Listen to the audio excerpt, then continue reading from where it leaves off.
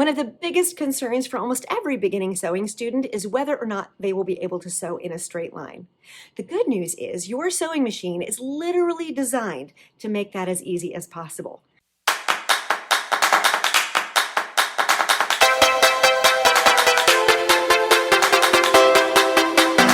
The better news is that even if that doesn't feel easy to you as you are starting out, there are tools on the market that will make it even simpler to give you a visual guideline as you lead your fabric through the machine.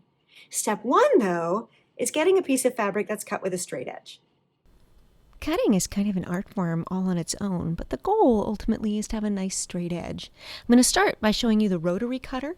You'll need a self-healing mat and then a clear acrylic ruler so you can see through the ruler to the inch markings on the mat. I take the safety off the blade and then I roll it right next to the ruler on that mat. I always close the blade when I'm done. And then I have a beautiful straight edge. Here I wasn't worried about measurements, I was just worried about keeping it straight. You can also do this with shears if you remember to keep them flat on the surface. So I'm still using a line on the cutting mat to guide me, but the lower part of the handle stays in contact with the surface. See, it's just my thumb moving the upper blade, not the lower blade, as I cut. You can pin if you want to before the next steps, but remember that the pins should go perpendicular to the direction of your seam. And we don't lift the fabric when we pin because that can distort the shape. We press the pin into the cutting surface and then through the fabric out the other side. Now we have two pieces of fabric and we know that the edges are straight. So our job is to sew a seam. A seam, very simply, is a line of stitches that goes through two or more pieces of fabric and connects them to one another. When we sew a seam, our goal is always to make sure that the seam allowance, the distance from the cut edge of the fabric to the line of stitches, remains consistent.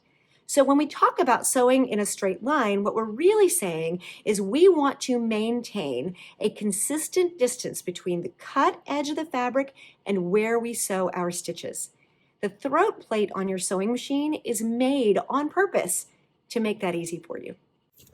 Remember when I said the secret to sewing straight was built into the machine?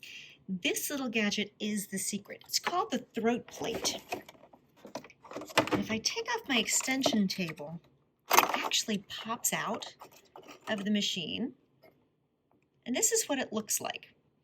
So this hole here, this round hole, is where the needle enters and exits. You can see I've got some scuff marks here where occasionally I've bent a needle or broken a needle. That happens too. It can be scary, but it's not the end of the world. These vertical openings are where the feed dogs move through the throat plate. And then each of these measurements indicates distance from the needle. So for example, a quarter here means from where the needle goes through center, it is a quarter inch to that line. 5/8, which is the standard increment in American garment sewing, is 5/8 of an inch. And then each of these markings is 1/8 of an inch from the needle. So 1/4 inch, which is 2/8, 3/8, 4/8, which is 1/2 inch, 5/8, 3/4 inch, 6/8, 7/8, and then 1 inch to the edge of the throat plate. It's all very thoughtfully designed. Keep in mind that if you adjust your needle position to the left or the right of center, these increments don't measure the same any longer by definition because this is distance from a centered needle. But when we're working on the scale of sewing in a straight line, these are our guide, and they are literally baked into the machine for you. Well, maybe not literally baked, but they are part of your machine. All right, snapped that back in, and I've got my extension table back on, and my bobbin thread has been brought up from below the throat plate, and everything's tucked around and out to the back. I can use these to guide my stitches. When you sew with your machine, your feed dogs here do all the work. They actually pull the fabric through the machine, so you're not pushing it at all. You're just steering, which means when your foot is on the foot pedal and the fabric is being drawn under the presser foot, all you have to do is follow this line with the cut edge of the fabric. So here's the fabric that we just cut so that the back edge goes past the opening in the presser foot. So see this? Here's the fabric. This is my 5/8 of an inch line here. So I'm going to line up the right side with my 5/8 of an inch line, and then this back edge goes under the presser foot beyond the opening in the presser foot. On my particular one, see how there's a horizontal line here? That is the line where the needle comes down. Let's just use our hand wheel. See, there's that line. The back edge should be beyond that line just slightly, which you can see here, so that the needle, as it pierces the fabric, doesn't shove the fabric into this hole where the bobbin is accessed. So we're going to take our cut fabric, we're lining up the right hand side with our 5/8 of an inch, we're taking the rear edge beyond the opening in the presser foot, and then we lower the presser foot using the presser foot lever at the back.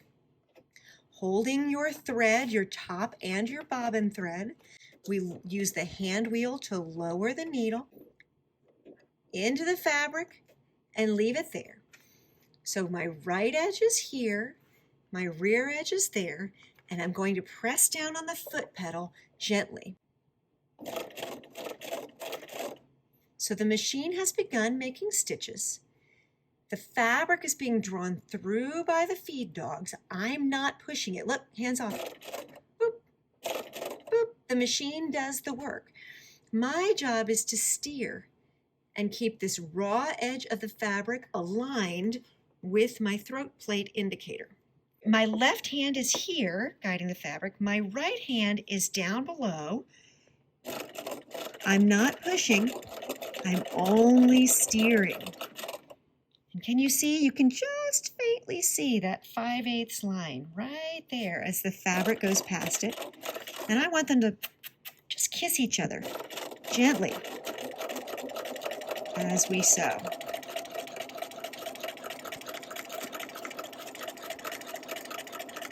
All the way to the other end. Use my hand wheel to raise my needle to the highest position, lift my presser foot, and pull the thread out. Let's try that again. We're practicing sewing in a straight line. That was using our throat plate as the guide.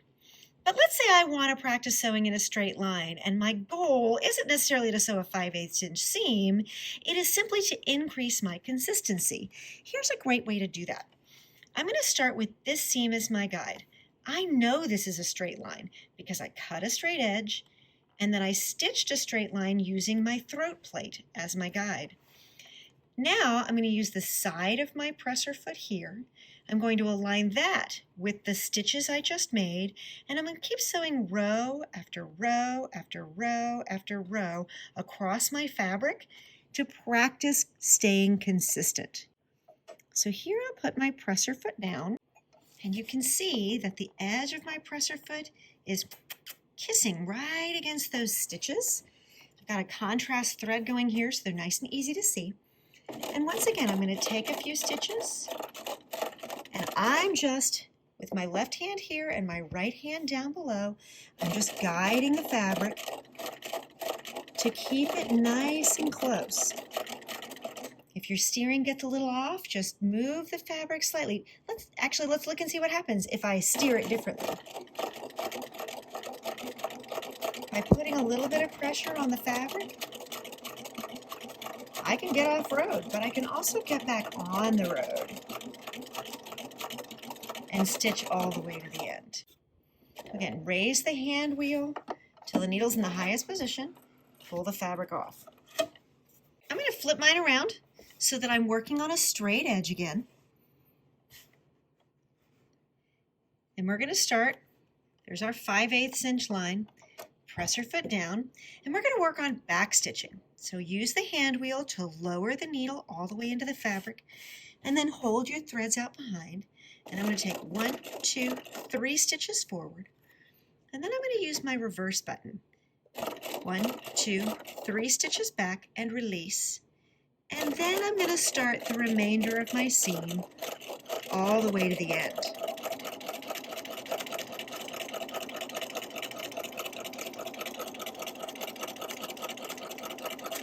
I'm going to sew almost to the edge of my fabric. Stop.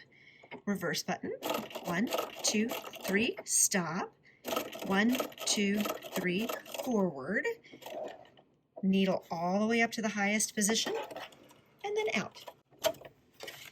Here's what that does. That's backstitching. It ties like a little knot. By sewing over your own stitches, you reinforce them in such a way that it prevents the seam from coming apart, even if there's pressure on the fabric. Now I can do the same thing I did before and practice maintaining consistency in my stitches by using the edge of the presser foot up against that last row and working my way all the way across the fabric.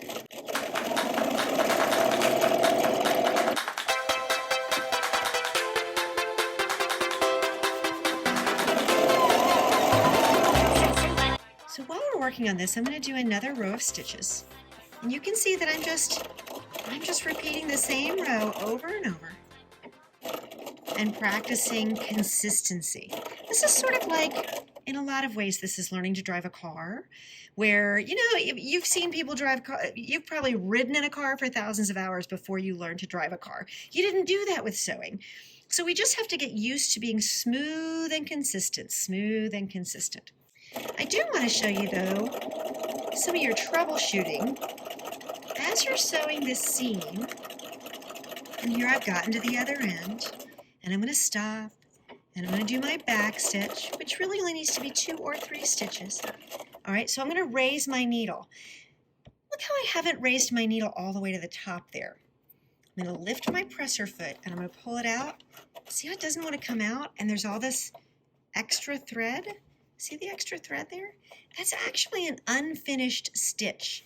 And it's one of the most common mistakes I see people new to sewing make, is they pull this out and it resists, or they have to pull, or it's a big old mess. And I tell them, finish raising your needle all the way up. Do you see that? There's that unfinished stitch right there, floating around. Once I've raised the needle to the highest point, that stitch resolves itself, and the problem is solved. The one and only best way to get really great at sewing in a straight line is to sew a lot of straight lines. You can use scrap fabric for this, or you can use a single piece of fabric folded over so that you can run it through the machine again and again. All right, let's review and, do a little troubleshooting. We want to make sure that the upper thread and the bobbin thread are both under the presser foot and out to the side or the back. That we're starting with a nice straight edge, and that we sort of mark with our eye which guide on the throat plate we're going to follow. You're going to hold the threads in your left hand and lower the needle with your right hand into the fabric. We're using a straight stitch in this example, but the rules are the same no matter what stitch you choose. We backstitch at the beginning and end of every seam. It's such a good habit. And then we simply follow the guide on the throat plate to make straight stitches. Remember that you aren't forcing the fabric through the machine is doing it for you. It's not a step that you have to take. Your job is simply to guide the fabric and keep it as close to that line, right up against it, as you possibly can. Don't sew off the fabric at the end, sew very close to the end, and then backstitch before you remove the fabric from the machine. That's how we make a nice, beautiful straight seam every time. But what if that's proving challenging for you, right? Like, no shame in that. It's hard. Here are some steps in increasing complexity to help you make it easier. This is washi tape. Washi tape is a Japanese stationery product. It's highly removable. It's paper, so it's easy to tear. Comes in lots of really pretty designs. And it's sort of like a window cling in that it won't make a permanent sticky residue on your machine. So if I'm having a hard time visualizing, like eyeballing that line, or if the line doesn't start soon enough for me, like by the time I get to the line, I'm already off the line, take a piece of washi tape and lay it along the entire bed of the machine across the extension table, aligned with whatever mark on your throat plate you want to follow. That way, the part of the machine that you are visualizing, the place where your eyeball is guiding your hands, because this is all really about hand-eye coordination, that line has gotten longer because the washi tape extends it closer to your body. So if you're struggling a little bit to follow the guide on your throat plate and keep your stitches nice and straight, or you feel like you can't get them consistent, place a piece of washi tape on your throat plate to help guide you. Let's say that's still not enough and you need more help. How about Postit Notes? They don't have to be Postit brand, but mine happen to be. They're sticky on the back, which means if I take off the protective coating, that last page, I can align the sticky side with the marking on my throat plate that I plan to follow. That way I have a physical barrier. So if you think of the line on your throat plate as if it's the line on the road, on the highway as you're driving, and that's what's, preventing you from getting out of your lane, sometimes you need a physical barricade. Maybe it's a really narrow road. Maybe it's not a mountainside. I don't know. Sometimes you need a physical barricade. This stack of Post-it notes makes that. It makes something that's hard for you to if you bunch up the fabric, you know that you've made a mistake. You know that you've gone too far over to one side, and you start to see it a little sooner. So as you're sewing, you've given yourself this extra margin for error that helps you sew straighter sooner. It's like training wheels. Eventually you'll get to a place where you don't need or want the Post-it notes, but if you're struggling right now, it really is a great aid for you. The other nice thing, aside from the fact that it makes a straight seam, is that when the sticky wears out, you just take it off and expose the next one on the pad and then place that down. Boop, it's like a brand new guide. What if, though, you are actually struggling even with the Post-it notes, like they're not sticky enough? Well, they make a gadget just for you. They make this magnetic seam guide here. Very strong magnet in it with a little handle on top. You have to have a metal throat plate, a steel throat plate, in order to use it. But if you do, you can attach this magnet, and it works exactly the same way as the Post-it notes. It tends to be a little smaller, but again, it's a physical barricade, and it is, I promise you, this thing is not going to budge. There's no way you're going to knock it off so that you get off course. This is especially nice for things like sewing curves or for very persnickety work where the seam allowance just cannot be off. A lot of times you've got an 1/8 of an inch, even a 1/4 of an inch wiggle room in a seam that won't make a substantial difference in your final results. But every once in a while you'll have a seam that just doesn't have that much margin. And a magnetic seam guide, even for a very advanced seamstress or dressmaker, can be a lifesaver when you just can't afford it to be anything less than perfectly straight.